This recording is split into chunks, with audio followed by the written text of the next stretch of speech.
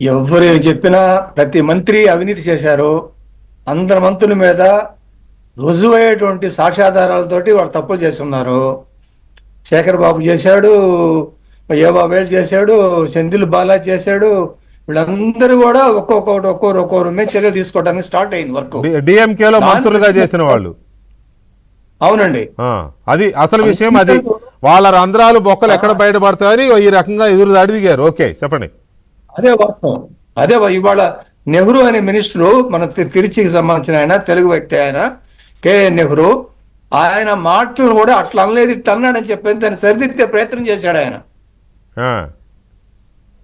ఆయన ఇట్లా అనలేదు, నీళ్ళ విషయం ఇట్లా అన్నాడని చెప్పి ఆయన మార్చి చెప్తున్నాడు. మీడియా మా వర్క్ ఇచ్చారని చెప్తున్నాడు ఆయన. అందువల్ల ఎవరేమనుకున్నా కానీ రేపు ఒక్కొక్కరు సెంధిల్ బాలాజీ మీద తలకు మించిన కేసులు ఉన్నాయి. అదేవిధంగా ఏవావేలు పారిపోయాడు, మధ్యలో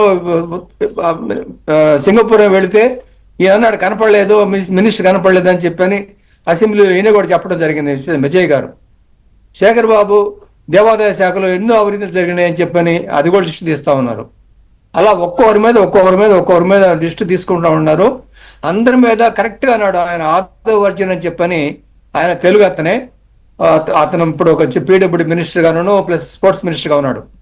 ఆయన అన్నాడు డిఎంకే పార్టీకి చెప్పాల్సిన లెక్కలన్నీ కరెక్ట్ గా చెప్తా ఉన్నాడు. విజయ్ అనాల్సిన మాట విజయ్ ఎప్పుడు ఏమడుతుంది, నీ మాట పొర్లు బాను, నేను 6 నెలలు మాట్లాడను అన్నాడు. దానికి బద్దపడి ఉన్నాడు. కానీ ఆదవ్ అర్జున అందరి లెక్కలు కరెక్ట్ గా తీరుస్తామని చెప్పని పబ్లిక్ గా చెప్పాడు.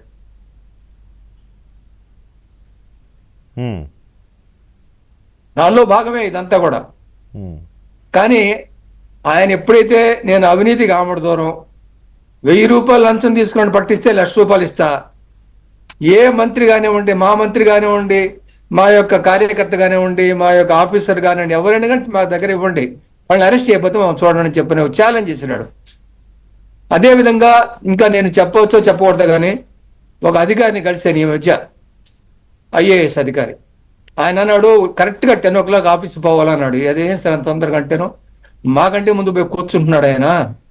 మేము తప్పదుగా వెనక ముందు వెళ్ళేవాళ్ళమే, ఇప్పుడు వెళ్లాల్సిన పరిస్థితి వచ్చింది అని చెప్పని ఆ లెవెల్లోనే తీసుకొచ్చాడు ఆ క్రమశిక్షణ. సో ఆయన మాట్లాడేది తక్కువ, చేసేది ఎక్కువ అని చెప్పచ్చు. ప్రజలు కూడా ఆయన గెలిపించారంటే ఏదో చేస్తాడనే నమ్మకంగా గెలిపించారు. యువత, మహిళ ఈ రెండు ఆయన వెనకీడుతూ ఉన్నంత కాలం లోకల్ బాడీ ఎలక్షన్ కూడా తొందరలో రాబోతున్నాయి, దానిలో చూపిస్తారు సత్తా అని చెప్పి ప్రజలు అనుకుంటున్నారు. ప్రస్తుతం కావాల్సినంత మంది సంఖ్యాబలం కూడా దాటేశాడు ఆయన. రైట్. ఇప్పుడు దీన్ని బేస్ చేసుకుని ఇప్పుడున్న ఈ పరిస్థితుల్లో త్రిష రాజకీయాల్లోకి వచ్చే అవకాశం ఎంతవరకు ఉంది కృష్ణారావు గారు? ఏమైనా ఉందా, అట్లాంటి ఛాన్సెస్ ఏమైనా ఉన్నాయా? దాని గత చరిత్ర తీసుకుంటే 1989 ఎంజీఆర్ గారి పీరియడ్ లో జయలలిత గారిని రాజ్యసభ సభ్యత్వం ఇచ్చి రాజ్యసభ పంపించాడు. అక్కడ మాట్లాడిన స్పీచ్ విని ఇందిరాగాంధీ గారి కామెంట్ చేయడం జరిగింది. గుడ్ పార్లమెంటేరియన్, గుడ్ స్పీచ్ అని చెప్పని పబ్లిక్ ఆమె స్టేట్మెంట్ ఇచ్చింది. ఆమెకు అదే అంకురార్పణ. అంతకుముందు కూడా ఆమెను ఎన్నో అవమానాలు జరిగినాయి. చట్టసభల్లో ఆమె జుట్టు పట్టుకొని పిలిచి జరిగింది. అవన్నీ కూడా ఛాలెంజ్ తీసుకుందాం. భయపడను, ఈ అసెంబ్లీకి వస్తే మళ్ళీ ముఖ్యమంత్రిగానే కాలు పెడతానన్నది ముఖ్యమంత్రి అయ్యా వచ్చింది 91లో. అదేవిధంగా ఈ ఇంతవరకు ఎక్కడ కూడా త్రిష ఒక్క కామెంట్ ఎక్కడ మాట్లాడాల. మీటింగ్ వెళ్ళింది, ఆయన ముఖ్యమంత్రి అందరితో పాటు వెళ్ళింది, కొంతమంది సినిమా యాక్టర్లు వచ్చారు, ఆమె కూడా వచ్చింది. అదేవిధంగా నార్త్ ఇండియాలో ఒక మ్యారేజ్ కి చాలా మంది సినిమా యాక్టర్ని పిలిచారు, వీళ్ళిద్దరు కూడా కలిసి వెళ్ళారు. ఎంతమంది ప్రతిపక్ష నాయకులు, మన అధికార పక్ష నాయకులు మన కలిసి తిరుగుతున్నారు కదా కొన్ని రాష్ట్రాల్లో. ఇది వచ్చేసి సినిమా ఫంక్షన్ పిలిచారు, వెళ్ళి అనుకో ఖుష్బు డాటర్ మ్యారేజ్ అనుకుంటా. ఆమె తమిళనాడులో క్యారియర్ స్టార్ట్ చేసి బ్రహ్మాండంగా వెలుగెలిగి గుడి కట్టే స్టేజ్కి వెళ్ళింది ఆమె. ఆవిడ ఫ్యామిలీ మ్యారేజ్కి వెళ్ళారు, వీళ్ళిద్దరు కూడా వెళ్ళారు. ఏం ఫ్రెండ్షిప్ లో పోకూడదా, రాకూడదా, మాట్లాడకూడదా, చేయకూడదా? అందువల్ల మీరు అన్న పాయింట్కి వస్తే ప్రజలందరూ కూడా ఆవిడకి రాజ్యసభ సభ్యత్వం ఇస్తే ఏ ఒక్క వ్యతిరేకం రాదు, ఒక డిఎంకే పార్టీ తప్పితే. అన్నా డీఎంకే కూడా ఏమనకపోవచ్చు. డిఎంకేనే ఇదంతా జీర్ణించుకోలేకపోతోంది.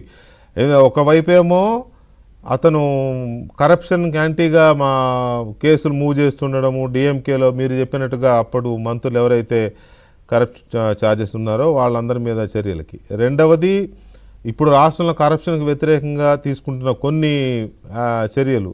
ఇప్పుడు మొన్న ఎగ్జాంపుల్ చెప్తాను, లిక్కర్ బిజినెస్ మీద విజయ్ చాలా స్పష్టంగా ఏం చెప్పారు, మీరు ఎవరికి గవర్నమెంట్కి ఇవ్వడం కానీ ట్యాక్స్ కట్టండి అంతే. ఒక్కసారిగా లిక్కర్ ధరలు తగ్గిపోయి. వెంకటకృష్ణ గారు ఒక మాట కూడా, సారీ ఫర్ ఇంటరప్షన్, అన్ని బాటిల్ మీద క్యూఆర్ కోడ్ తీసుకొస్తాను అన్నాడు. అదే పొరపాటు జరిగి అదే చెప్తున్నా. సో ఇటువంటివి ఒకటి. రెండవది ఆయన్ని జీర్ణించుకోలేకపోవడం, తట్టుకోలేకపోతున్నారు. అదైతే క్లియర్ కనపడుతుంది. తొలి రోజు నుంచే విషం కక్కుతున్నారు. పర్టికులర్గా డిఎంకే ఎందుకు విషం కక్కుతుందో అర్థం కావట్లా ఇంకో ప్రాంతీయ పార్టీ వస్తే. సో ఇక్కడ అసెంబ్లీని